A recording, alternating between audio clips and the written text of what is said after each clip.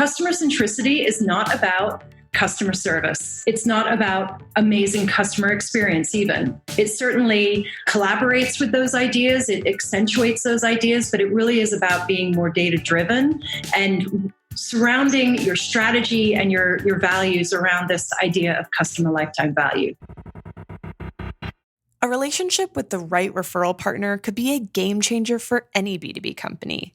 So what if you could reverse engineer these relationships at a moment's notice? Start a podcast, invite potential referral partners to be guests on your show, and grow your referral network faster than ever. Learn more at sweetfishmedia.com. You're listening to B2B Growth, a daily podcast for B2B leaders. We've interviewed names you've probably heard before, like Gary Vaynerchuk and Simon Sinek, but you've probably never heard from the majority of our guests.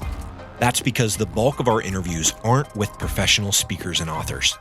Most of our guests are in the trenches leading sales and marketing teams. They're implementing strategy. They're experimenting with tactics. They're building the fastest growing B2B companies in the world. My name is James Carberry. I'm the founder of Sweetfish Media, a podcast agency for B2B brands, and I'm also one of the co-hosts of this show. When we're not interviewing sales and marketing leaders, you'll hear stories from behind the scenes of our own business. We'll share the ups and downs of our journey as we attempt to take over the world. Just kidding. Well, maybe. Let's get into the show.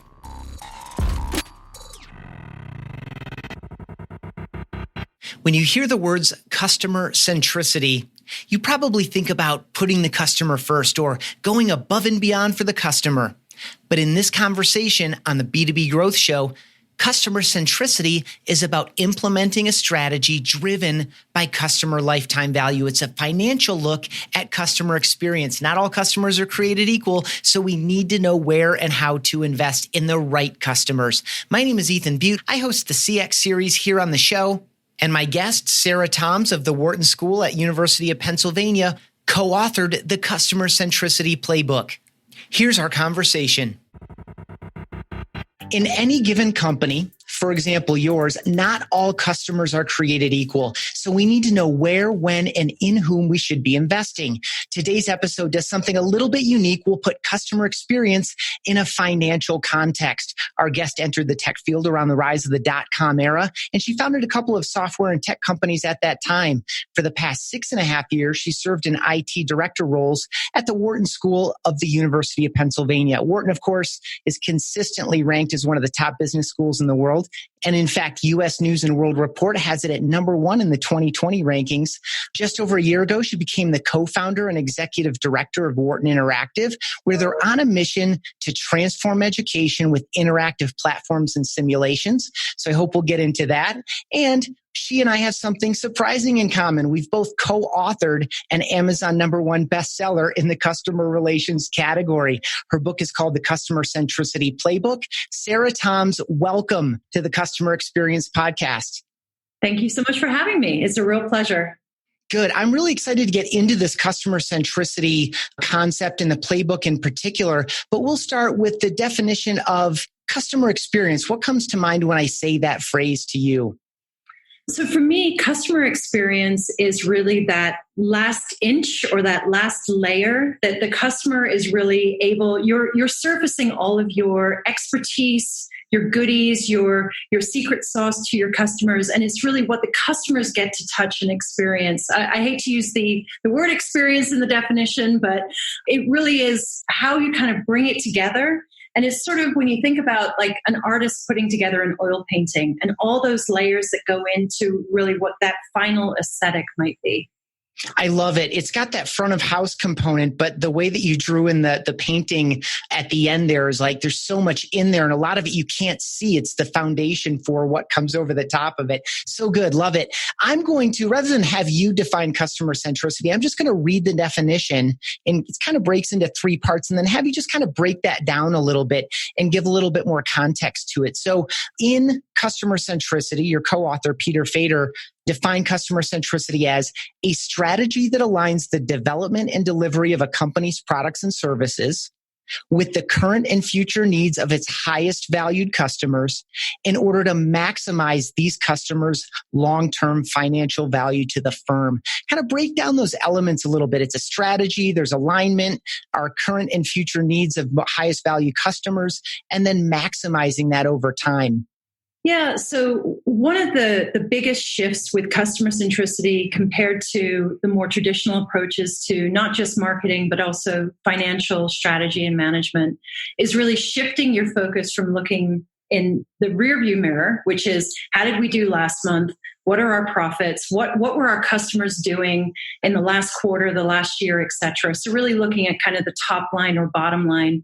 And what customer centricity does is it makes you look through the front windshield. It's leveraging all of that amazing past data with respect to your customers, and then thinking about how you can leverage those insights and draw ideas for how those customers are going to perform, those ones that stay with you, how future customers who come to you who behave similarly to your existing customers, how they might perform.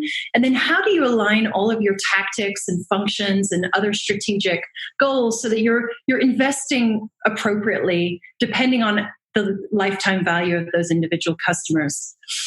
I would also say that, I've been working with Pete now for 6 years. We've developed an incredibly deep relationship with respect to customer centricity, obviously co-authoring a book together, creating a really elaborate simulation together. And I would venture to guess that his definition from his first book to now has also changed, just like we all evolve over time. And he would also be saying that it's not just all about your high value customers. It's what you do with those mid and low tier as well. That's all part of the customer centric strategy, just as much as what you're doing with your high value customers. Yeah, I love it. Again, for folks listening, the book is called The Customer Centricity Playbook, and there's a really great passage in there about this customer portfolio, which kind of speaks specifically to that evolution of the definition that you just offered there, is that, it's more than just the high value, it's everybody. And so how do we manage this together? So before we go on, I would love for you to knock down, because I'm sure this book, just in the title and in the phrase customer centricity, there were a lot of misconceptions and myths around it when the first book was released. And I'm sure some of those were kind of cast onto this because of a similar title. What are some common myths and misconceptions when people hear customer centricity? Yeah, and people actually say this all the time. He wished that he had used a better term than customer centricity, because the problem is it sounds like it's just putting the customer at the center of everything you're doing. And customer centricity is really quite the opposite.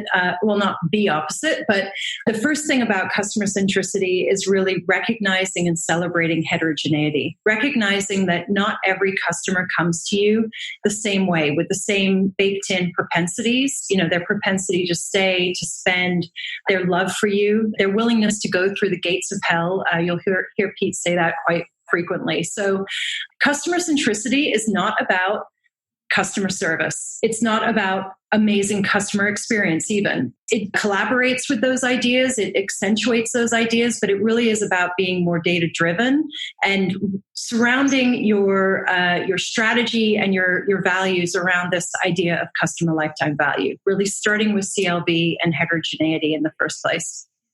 Love it. For folks that don't have a clear picture of their own CLV, or LTV as it's sometimes referred to, we're talking about lifetime value of the customer. What are a couple easy ways to get going in getting a good approximation of your CLV?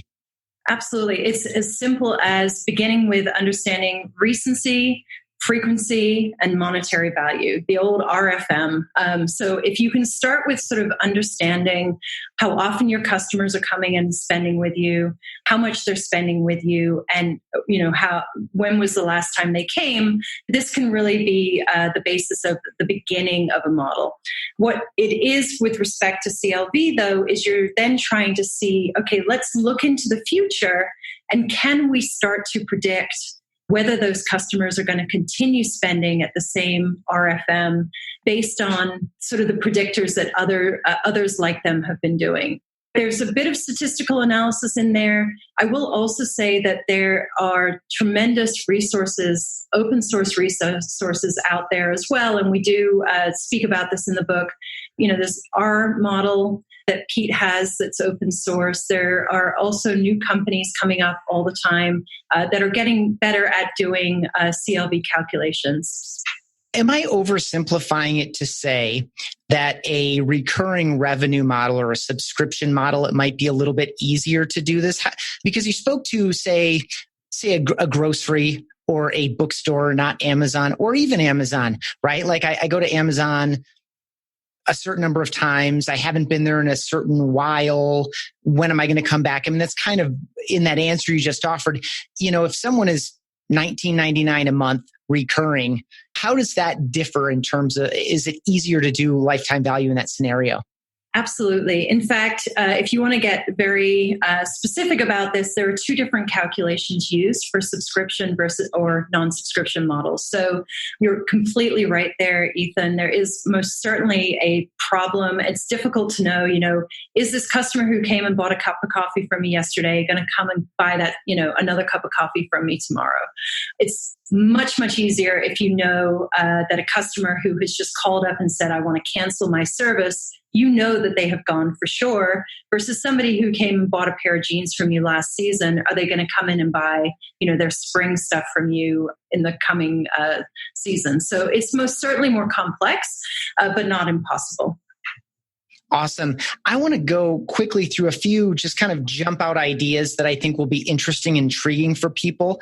I don't intend to summarize this book, which I'm sure is a summary of years of work, as you've already suggested. But I do want to get into a couple of these ideas. So I'll just throw out some words and just, give me your thoughts on that.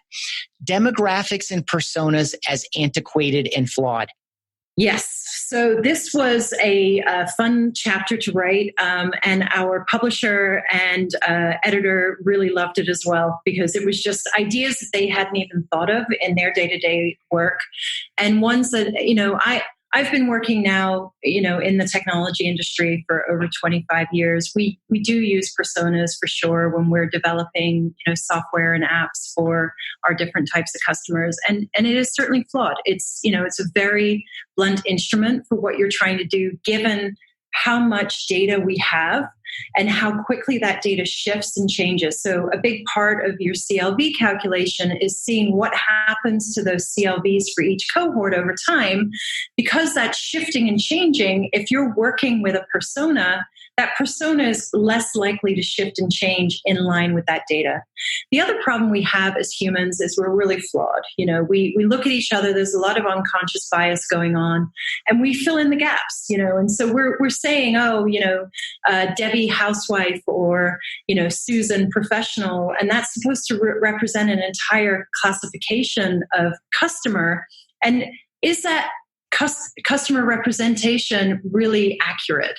And I think if you were to go further and really explore who those customers are with the data itself, you're not going to come up with necessarily somebody who adheres to a certain skin color or age or demographic or whatever.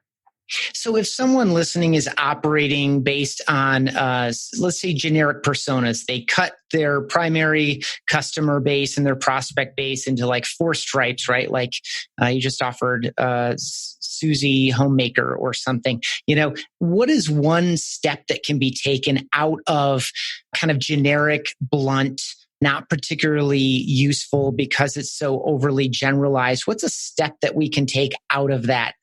Well, probably taking away the skin deep aspects of those individuals that you're trying to represent in the persona. Like that really is, the mistake, because what happens when you start to be attractive to a whole new demographic and you're actually cutting yourself short. So I would say, step one, just generalize the term. If you need to use a persona, call it persona A, and make sure that you're explicit with what persona A represents. Like maybe there are characteristics around gender and age that do fall into that do happen to correlate to that persona, and that's fine, but don't necessarily then create this entire personality around it that isn't going to shift and change with the data. So that would be my number one suggestion. Great. And you've already kind of referred to this, but I'd love to talk about it more because it's such a big and important idea and it underpins the entire customer centricity approach, which is there is no such thing as, and I'm air quoting here, the customer. Again, you already did a drive-by, but I think it's worth doubling back on. Yeah, we hear this all the time, and those are really put together two dirty words for me and Peter. We don't like to hear it because, again, it's generalizing. It's basically saying we're going to clump all this amazing customer data together, and we're just going to come up with an average. And we know that when we take averages of anything, that it represents nothing. So if you're taking an average of a CLV, which is really, really high, and one that's really, really low, you're going to end up in the middle, and you're not going to really be aligning your strategies and your efforts to either. So that's what we're talking about, is getting way more laser focused about what you're doing when you're investing in your different strategies. So the customer should not exist. And in fact, Peter has worked with a number of industries and companies where they've made it, actually having a swear jar set up so that anybody who starts to refer to their customer has to stick $1 in that jar. Nice. There's so many ways that could be used because I'm sure it would fill up pretty quickly, especially as a company is trying to make this cultural and practical shift in the way that they look at, generically speaking, their database. Last one here on this kind of words response. I thought one of the best stories in the book for me to understand what customer centricity is and isn't, and some steps we can take going forward was that Starbucks example, right? So, to go back to the myth and misconceptions, like, oh, Starbucks, of course they're customer centric. They write names on cups and, they're very customer oriented, but that's not what this is about. Historically, they hadn't been customer centric, but they've made a few strides. Can you talk a little bit about how they historically have not been customer centric and some of the stuff they're doing now that starts to fit that mold a little bit? Yeah, no, it's great timing actually with that question, because I just had a conversation with Starbucks prior CMO, and she said that when Pete's first book came out, where he really did talk about how not customer centric Starbucks is, basically Starbucks was like, crap, what do we do with this? And she said, I think we should pick up the phone and call him. He's right. Let's start the conversation. And so that did start a number of conversations to help Starbucks along the way with becoming more customer centric. So where they began was, yes, very friendly. You definitely feel like, you're being well taken care of in their stores. But when you go, let's say, from one city block to another, there's absolutely, it's sort of like you're shaking an Etch-a-Sketch as you're walking that block. They have no concept that you are a customer and how valuable you are and what you like to purchase, et cetera, et cetera. And then when they launched their loyalty program, they actually made a mistake in the beginning where they did not hook that loyalty to value. It was actually to that frequency element of the RFM that I was talking about. So how many are you purchasing from us? Not necessarily how much. And that was their big mistake that they did correct. There was a slight blip where folks were a little bit upset. And you probably remember if you're a Starbucks purchaser, where they did make that shift. And before that shift, people would say, oh, can you just ring these up as separate purchases? And that would help with their loyalty. Now it really is tied to their value, which is fantastic. It's such a good example. This idea that, your most common store actually knows you by name. They actually know your drink. They greet you by name. And it's this very relationship oriented thing. But, 3 blocks away, or if you're, traveling for work and you're at another Starbucks, they don't have any idea. And so just kind of closing that gap down is such a good idea. And it was such an easy example to understand. I loved it. So it's not just a playbook. It's also a manifesto. Talk about the manifesto. What motivated that? Why create a manifesto around the movement? What are some of its primary elements? Yeah. So I've talked about this, and it really is one of my favorite memories of writing the book with Peter. One thing about co-authoring a book, and I highly recommend it to anybody, because it really is an opportunity to check your blind spots and to challenge one another on kind of what you just sort of assume is the way to think. So many conversations that happened along the way as we were writing the book. And one of the most memorable was when we hit the last chapter, which we really wanted to end on this sort of call to action high note, and we recognized that we hadn't yet delved into everything that must happen in the organization itself in order to become, successful in their customer-centric journey. So there is a culture element, there is a leadership and buy-in and a championship element. There's an approach to process change and, making sure that you've got the support from even like a project manager or a program manager standpoint, because it is change management in action. When you're moving from product centricity to customer centricity, there has to be, into the weeds, who's managing the pieces of data we need to chase and making sure that we've got a CRM that can handle what we need, et cetera, et cetera. There's a lot of work to be done. And the first version of the chapter, Pete and I worked away at it. And I remember sitting in his office and we kind of looked at each other and we were just like, this stinks. It's awful. It's not what we wanted. It's terrible. We want this call to action.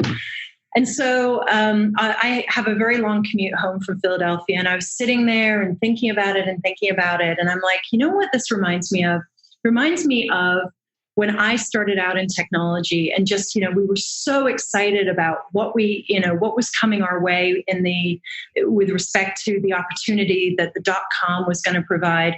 And then in reality, what we were faced with when we were creating software and creating these amazing internet technologies was we had to follow these lousy processes. And so we really have Agile and the Agile Manifesto to thank for the big revolutionary changes that came to technology and then, quite frankly, are now everywhere. They're pervasive.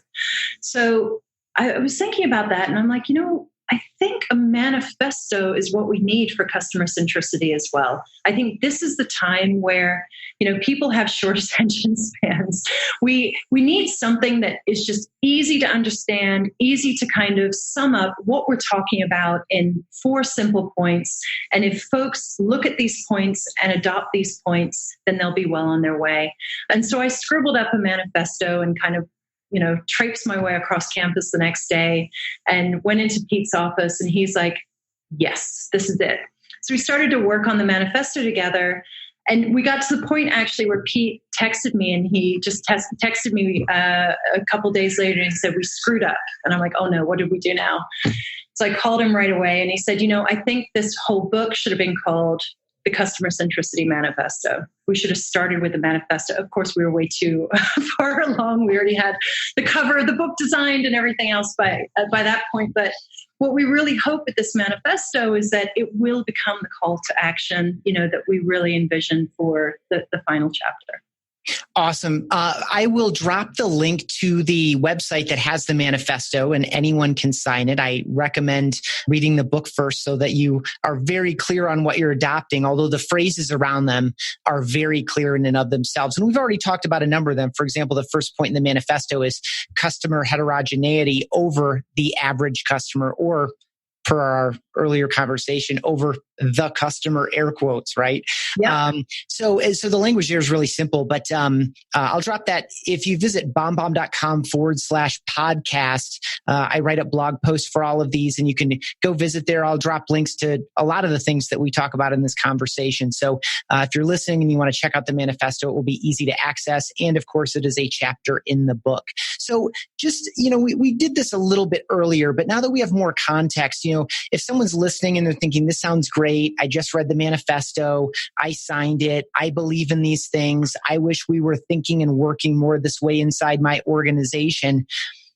Where have you seen it be successful? Like, what are a few ways to get started for successful implementation? For example, is this coming out of marketing, or is this coming out of admin and finance? Is this coming out of a data team? Is this coming out of where have you seen the movement, let's call it, this change management, this new behavior and this new posture and practice? Where have you seen it emerge from inside an organization for successful uptake, besides the obvious one that you need executive buy-in at some point? Yeah, this is by far my favorite question. And in getting to interview so many great success stories like Electronic Arts and the LA Dodgers for this book, a pattern really emerged to me, which was, number one, you have to start small. and all of the beginnings, sort of those initial seeds for customer centricity, all began with somebody having a gut instinct that something wasn't quite right. So a great example is EA, where they were spending just across the line 20% on marketing. Didn't matter what it was. Here's the money. Go spend it. No idea if it's doing what it's supposed to be doing. And a few not necessarily senior, these were junior data analysts who said, I think we can just take a small amount of that and we can just do a very easy experiment and start to really understand how we're spending those marketing dollars. And that really became the nucleus of what now drives their customer-centric strategy. So first and foremost, identify a small experiment that's measurable, that isn't going to, lead to big issues. If it fails, you want to fail fast and fail quickly and fail small. Number two, you need the data. So making sure that you've got support from either somebody on your data analytics team. I even had a conversation with a friend of mine who she's a small pottery. She makes her own pottery here in the Westchester, Pennsylvania area. And she just read my book. She's like, I have so many questions. I'm like, okay, let's hear them, Nancy.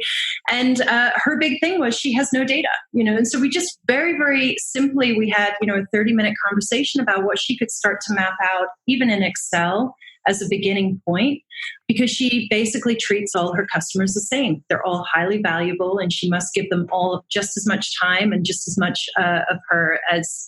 And so, even though that's maybe a simplistic example, that can really be applied into any business. So I would say starting small and making sure you've got that data to both test your hypotheses and help to then grow from are incredibly important.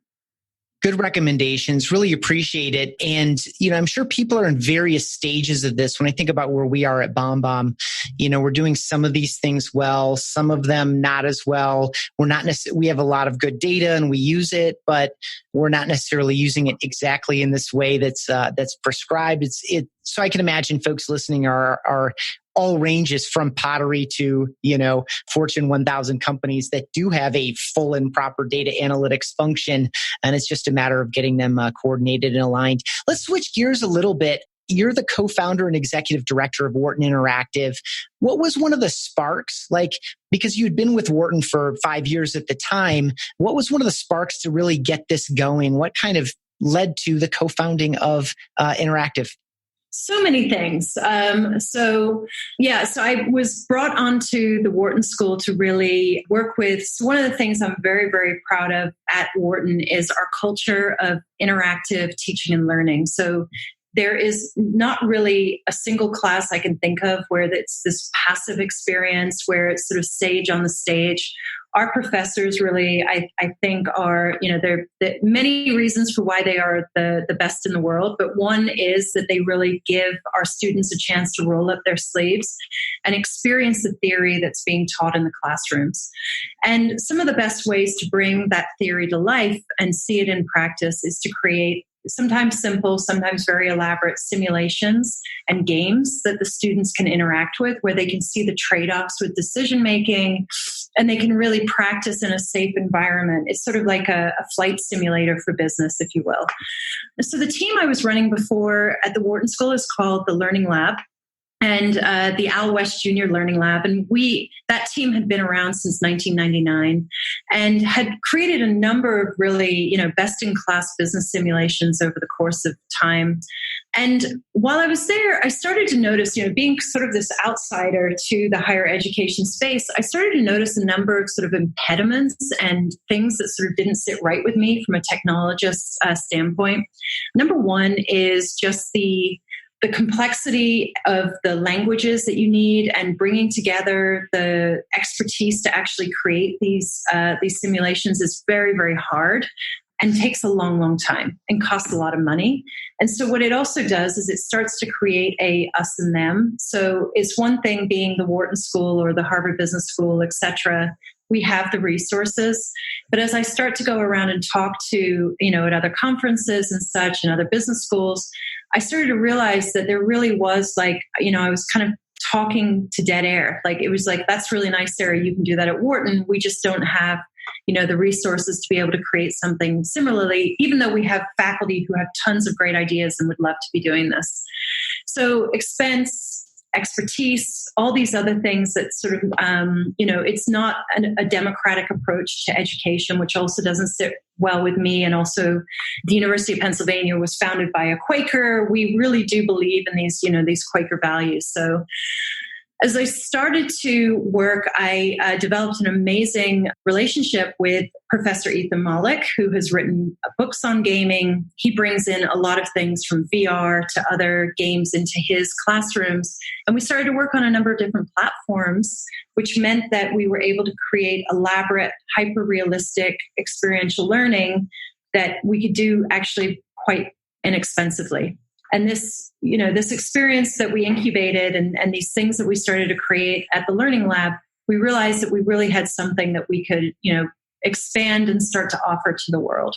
And so that's what we've been doing. We decided to keep the Learning Lab focused on Wharton faculty and what they're doing in Wharton classes. We didn't want to kind of, take over any of that and make sure that remains preserved. And Wharton Interactive has been created to develop these platforms that we can share quite literally with any educator all over the world. And we're really, really excited about it. Awesome. That was one of my follow-up questions is who is the customer of Wharton Interactive? Is it other educational institutions? Are companies taking this on? As companies are, investing more in development as a way to A, have a better team, but B, also probably increase retention of the best employees. Like who is subscribing to, say, the customer centricity simulation and some of these other tools that you're providing? Yes, for sure. So really our customer is learners and educators. And I would say, the customer centricity simulation is a great case in point where this has become a catalyst for so many organizations. We played it with major social media organizations to banks to you name it are using the customer centricity simulation to really help as sort of bringing together cross-functional teams. And that was the point I forgot to make earlier with your question is another element you need in order to be successful is making sure that you have cross-functional teams sitting at the table. And that's what we do with the simulation. We make sure that we set up these very diverse teams that are all working together through this day-long experience. And by the end, we're really talking about what specifically are the small experiments you want to run after this experience today?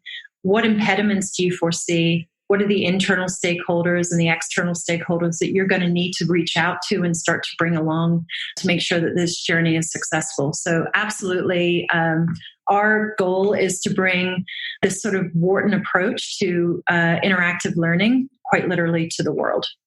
Great. Before we wrap, I would love to know a little bit more about your experience. You're involved with the Women in Tech Summit.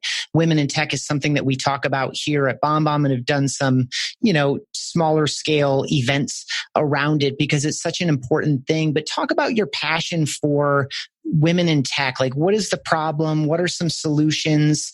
And what has been your experience over the past 25 years? Oh, yeah. Just to try to sum up a question like that. So can you give me the summary of the last 25 years? Yeah, absolutely. No problem. Here's one of the problems. Like just looking statistically, we are, the number of women in tech is dropping every single year. So I think we're hovering around 23, 22% and dropping. And one of the contributing factors to that is it's not that there are necessarily less women or women are leaving the tech field, which is happening, but so are men for whatever reason. But it's because so many new tech jobs are coming on to the marketplace and we're just not got the numbers that are helping to fill them where we need to be. And so what I really believe is that we have a marketing problem. We are not great at selling technology and technology-focused jobs to our girls, to our middle school girls. That's where we're seeing the dropout happening. So instead of glass ceilings, we're talking about glass walls. I think that we do have a problem where I call it this programmer, this kind of culture of men who are coding away and that's sort of like the face of what a lot of people believe being in a technology job is about, when it's not. there's such, basically, if you don't know technology, you're kind of screwed in this day and age. But if you're interested in this field, it is highly creative. You can really redefine and keep redefining yourself as you become interested in different paths. I know I have, and other women, and it's also an opportunity to really be able to have work-life balance. I have 4 kids myself. I feel like I've been able to really, hold my foot down on the gas while also being able to balance work life as well. So lots and lots of problems just as far as I think just attracting women and girls into this amazing dynamic field in the first place. And marketing to not the next layer of immediate employment, but getting farther upstream than that so that there's awareness and passion for years prior to.